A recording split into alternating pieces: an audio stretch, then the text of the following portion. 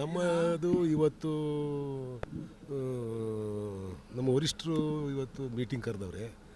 ಅದ್ರ ಬಗ್ಗೆ ಅವರು ಬತ್ತಿ ನಿಂತಿದ್ರು. ಹಂಗೆ ಜೊತೆ ಹೋಗೋಣ ಅಂತ ಬಂದು ಅಷ್ಟೆ. ಇವತ್ತು ಮೀಟಿಂಗ್ ಕರೆದವ್ರೆ, ಏನಾಗುತ್ತೋ ಗೊತ್ತಿಲ್ಲ. ಯಾರ್ಯಾರು ಆಸ್ಪರೆಂಟ್ ಅವ್ರಿಗೆ ಗೊತ್ತಿಲ್ಲ ನಮಗೆ. ಇವತ್ತು ಏನು ಡಿಸೈಡ್ ಆಗುತ್ತೆ ಅಂತ ಇವತ್ತು ಮೀಟಿಂಗಲ್ಲಿ ಗೊತ್ತಾಗುತ್ತೆ.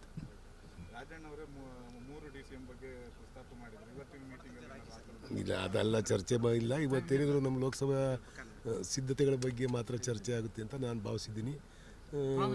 DCM ಬಗ್ಗೆ ಅದು ಇವತ್ತೆಂತ ಚರ್ಚೆ ಆಗೋದು.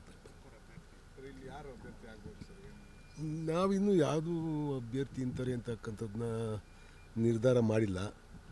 ನಮ್ಮ ಡಿಸ್ಟಿಕ್ ಇನ್ಚಾರ್ಜ್ ಸಚಿವರು ಮೀಟಿಂಗ್ ಕರೆದು ಒಂದು 3 ಡೇಸಲ್ಲಿ ಮೀಟಿಂಗ್ ಕರೆದು ಮಾಡೋಣ ಅಂತ ಹೇಳಿದ್ದಾರೆ. ನಾಳೆ ಡೆಲ್ಲಿ ಒಳಗೆ ಮೀಟಿಂಗ್ ಕರೆದಿದ್ದಾರೆ. ಇದಾದಮೇಲೆ ನಾವೆಲ್ಲ ಕೂತ್ಕೊಂಡು ಮಾತಾಡಿ ಒಂದು ಹೆಸರನ್ನ ಕೊಡ್ತಕ್ಕಂಥದ್ದನ್ನ ಮಾಡ್ತೀವಿ.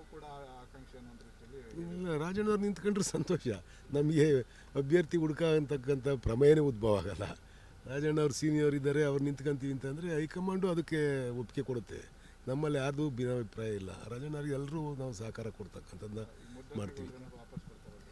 ಗೊತ್ತಿಲ್ಲ, ಅದ್ರ ಬಗ್ಗೆ ಏನು ಚರ್ಚೆ ನಡೆದಿಲ್ಲ.